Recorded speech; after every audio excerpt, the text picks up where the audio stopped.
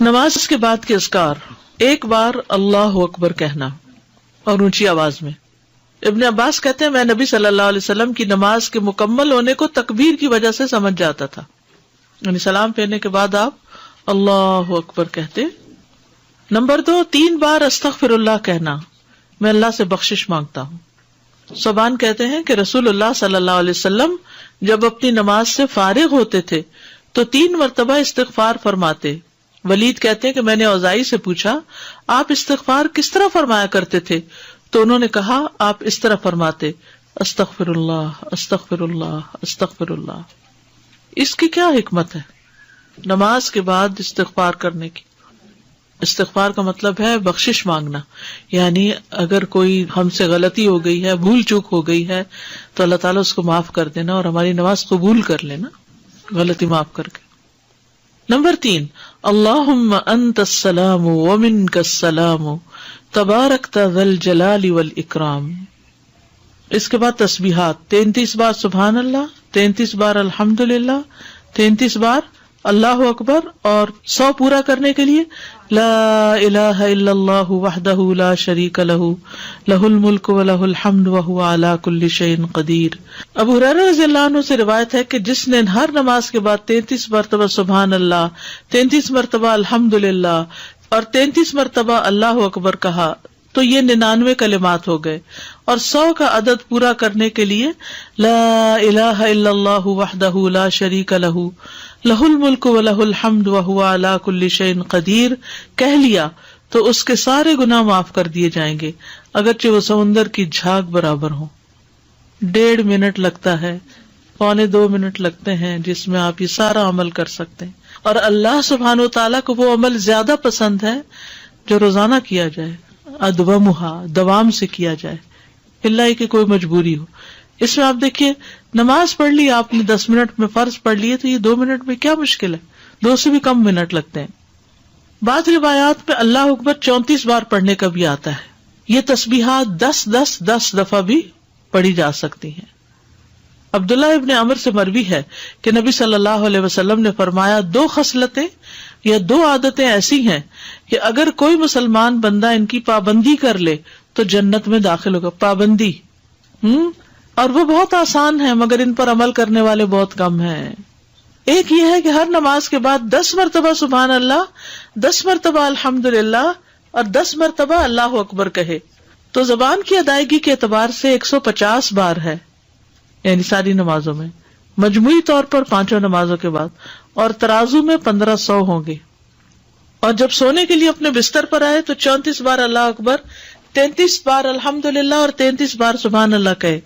زبان کی ادائیگی کے اعتبار سے تو یہ 100 ہے، مگر میزان میں یہ تسبیحات 1000 ہوں گی۔ رات کو جو سوتے ہوئے پڑھے جاتے تسبیحات فاطمہ، سب تھکاوٹ اتارنے کے لیے۔ یقیناً میں نے رسول اللہ صلی اللہ علیہ وسلم کو دیکھا، آپ انہیں اپنے ہاتھ سے شمار کرتے تھے۔ صحابہ نے پوچھا اللہ کے رسول یہ کیسے ہے کہ یہ آسان عمل ہے مگر ان پر عمل کرنے والے تھوڑے ہیں؟ آپ نے فرمایا سوتے وقت میں کسی کے پاس شیطان آ جاتا ہے اور پہلے اس سے کہ وہ تسبیح پوری کرے وہ اسے سلا دیتا ہے، اور اسی طرح اس کی نماز میں شیطان آ جاتا ہے اور یہ تسبیحات پڑھنے سے پہلے ہی کوئی کام یاد دلا دیتا ہے۔ 25 بار تسبیحات پڑھنا، یعنی یہ بھی جائز ہے، ٹھیک ہے۔ آیت الکرسی، جنت میں جانے کا راستہ۔ رسول اللہ صلی اللہ علیہ وسلم نے فرمایا جو شخص ہر فرض نماز کے بعد آیت الکرسی پڑھے اس کو موت کے علاوہ کوئی چیز جنت میں جانے سے نہیں روک سکتی۔ سبحان اللہ۔ یعنی نماز پڑھی اور نماز کے بعد آیت الکرسی پڑھ کے آپ دیکھیے کتنی دیر لگتی ہے، شاید ہارڈلی منٹ بھی نہ لگتا ہو، اور یہ سب سے افضل آیت ہے۔ اس کے پڑھنے سے ایک محافظ آ جاتا ہے اور شیطان قریب بھی نہیں پٹکتا، جنات سے بچانے والی آیت ہے یہ۔ وہ آیت جو سورۃ البقرہ میں ہے، اسے کوئی شام کو پڑھے گا تو صبح تک پناہ میں رہے گا، اور جو صبح پڑھے گا شام تک ہم سے پناہ میں رہے گا، یعنی جنات سے۔ معوذات، سورۃ الاخلاص، سورۃ الفلق، سورۃ الناس، یہ بھی ایک بار پڑھنا ہوتی ہے نماز کے اذکار میں۔ عقبہ بن عامر کہتے ہیں کہ رسول اللہ صلی اللہ علیہ وسلم نے مجھے حکم دیا تھا کہ میں ہر نماز کے بعد معوذات پڑھا کروں۔ ربی اعنی علی ذکرک و شکرک و حسن عبادتک۔ معاذ بن جبل کہتے ہیں کہ رسول اللہ صلی اللہ علیہ وسلم نے میرا ہاتھ پکڑا اور فرمایا میں تم سے محبت رکھتا ہوں اے معاذ. میں نے عرض کیا میں بھی آپ سے محبت کرتا ہوں یا رسول اللہ. تو رسول اللہ صلی اللہ علیہ وسلم نے فرمایا تم پابندی سے ہر نماز میں یہ دعا مانگا کرو رب اعنی علی ذکرک و شکرک و حسن عبادتک. اور آپ نے یہ ان کو وصیت کی تھی کہ کبھی نہ چھوڑنا اس کو. لا الہ الا اللہ وحدہ لا شریک لہ لہ الملک و لہ الحمد وہو علی کل شیء قدیر. 3 بار. لا الہ الا اللہ وحدہ لا شریک لہ لہ الملک و لہ الحمد وہو علی کل شیء قدیر. اللہم لا مانع لما اعطیت ولا معطی لما منعت ولا ينفع ذا الجد. ایک روایت میں منک الجد بھی آتا ہے، یہ اگلی روایت ہے ولا ينفع ذا الجد منک الجد. لا الہ الا اللہ وحدہ لا شریک لہ لہ الملک و لہ الحمد یحیی و یمیت وہو حی لا یموت بیدہ الخیر وہو علی کل شیء قدیر. یہ دعا اور کس موقع پہ پڑھی جاتی؟ بازار جاتے ہوئے.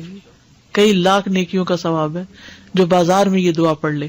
اللہم لا مانع لما اعطیت ولا معطی لما منعت ولا ينفع ذا الجد منک الجد. 3 بار پڑھنا، ٹھیک ہے؟ یعنی لا الہ الا اللہ وحدہ 3 بار اور پھر اللہم لا مانع.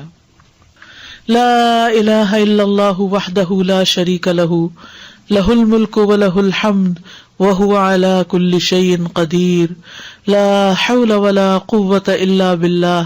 لا الہ الا اللہ ولا نعبد الا ایاہ لہ النعمۃ ولہ الفضل ولہ الثناء الحسن. لا الہ الا اللہ مخلصین لہ الدین ولو کرہ الکافرون. رب قنی عذابک یوم تبعث عبادک. اے رب مجھے اس دن کے عذاب سے بچانا جس دن تو اپنے بندوں کو اٹھائے گا. پھر ہے اللہم انی اعوذ بک من الکفر والفقر وعذاب القبر. کفر، فقر اور عذاب قبر سے تیری پناہ میں آتا ہوں اے اللہ.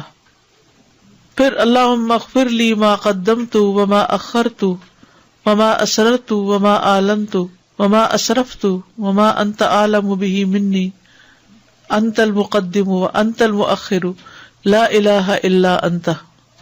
یہ اگلے پچھلے ظاہری باطنی سب گناہوں کی معافی کا اعلان ہے اس میں. سبحانک اللہم وبحمدک استغفرک واتوب الیک.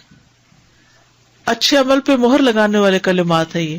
یعنی جو شخص کسی مجلس میں بیٹھے پھر اس سے کچھ غلط باتیں ہو جائیں تو جب یہ کلمات آخر میں پڑھے گا تو وہ معاف ہو جائیں گے، کفارہ ہو جائے گی اس مجلس کا. رب اغفر لی وتب علی انک انت التواب الغفور. ایک انصاری صحابی کہتے کہ میں نے رسول اللہ صلی اللہ علیہ وسلم کو نماز کے بعد یہ دعا 100 دفعہ پڑھتے ہوئے سنا. رب اغفر لی وتب علی انک انت التواب الغفور. پھر اللہم انی اعوذ بک من الجبن واعوذ بک ان ارد الی ارذل الامور واعوذ بک من فتنۃ الدنیا واعوذ بک من عذاب القبر. پھر ہے اللہم اغفر لی وارحمنی واہدنی وارزقنی. فجر کی فرض رکعات کے بعد کے اذکار. سبحان اللہ 100 بار، لا الہ الا اللہ 100 بار، ٹھیک ہے؟ 100 دفعہ والے 2 اذکار. ابو ہریرہ کہتے ہیں کہ رسول اللہ صلی اللہ علیہ وسلم نے فرمایا جو صبح کی نماز کے بعد 100 دفعہ سبحان اللہ اور 100 دفعہ لا الہ الا اللہ پڑھے اس کے گناہ معاف ہو جائیں گے اگرچہ وہ سمندر کی جھاگ کے برابر ہوں. سلام کے بعد تشہد کی حالت میں کسی سے بات کیے بغیر ذکر کرنا، کسی سے بات کیے بغیر ذکر کرنا. ابو ذر سے مروی ہے کہ رسول اللہ صلی اللہ علیہ وسلم نے فرمایا جو شخص فجر کی نماز کے بعد نماز میں تشہد میں بیٹھنے کی طرح اپنی ٹانگ کو دوہرا کیے ہوئے ہو اور کسی سے بات کیے بغیر 10 مرتبہ لا الہ الا اللہ وحدہ لا شریک لہ لہ الملک ولہ الحمد یحیی و یمیت وہو علی کل شیء قدیر پڑھے گا، اس کے لیے 10 نیکیاں لکھ دی جائیں گی، اس کے 10 گناہ معاف کر دیے جائیں گے، اس کے 10 درجات بلند کر دیے جائیں گے، اور وہ اس دن ہر برائی سے محفوظ رہے گا اور اسے شیطان کی پہنچ سے دور کر دیا جائے گا، اور اس دن اللہ کے ساتھ شرک کے علاوہ کوئی گناہ اس لائق نہیں کہ اس کو پکڑ میں مبتلا کر دے. لا علمی جو ہے، نا علم ہونا جو ہے کتنا نقصان دہ، کتنی دیر لگے گی اس طرح 10 دفعہ پڑھنے میں، لیکن شرط یہ ہے کہ نہ وضو ٹوٹا ہو، نہ آپ اٹھے ہو، نہ بات کی ہو، جدھر بیٹھے ہیں ادھر ہی ٹانگ موڑے ہوئے ہی، یعنی کسی گناہ پہ پکڑ نہیں ہوگی، شرک کیا تو پکڑ ہوگی، یہ مطلب ہے۔ مغرب کی نماز کے بعد کا ذکر، سنن ترمذی کی روایت میں آتا ہے، جو شخص لا الہ الا اللہ وحدہ لا شریک لہ لہ الملک ولہ الحمد یحیی ویمیت وہو علی کل شیء قدیر مغرب کے بعد 10 بار پڑھے گا، اللہ اس کی حفاظت کے لیے اسلحہ بردار فرشتے بھیجے گا جو اس کی صبح تک شیطان سے حفاظت کریں گے، صبح تک شیطان سے حفاظت۔ تو آپ سوچئے کہ کتنا بڑا اجر و ثواب اور کتنی بڑی پروٹیکشن ہے، کیونکہ بعض اوقات سارا وقت موڑنا مشکل ہوتا ہے۔ افضل پوزیشن نماز کے بعد اذکار کرنے کی کیا ہے؟ 2 زانوں ہو کے بیٹھنا، لیکن اگر آپ اتنی دیر بیٹھ ہی نہیں سکتے، کچھ لوگوں کی تو ٹانگ مڑتی بھی نہیں ہے گھٹنوں کی تکلیف کی وجہ سے، تو پھر ایسی صورت میں 4 زانوں ہو کے بھی بیٹھ سکتے ہیں۔ اگر نیچے بالکل ہی نہیں بیٹھا جا رہا تو پھر کرسی پہ بیٹھ جائیں، اللہ کو تو پتا ہے کہ آپ کیوں ایسے کر رہے ہیں، صرف ریسٹ کے لیے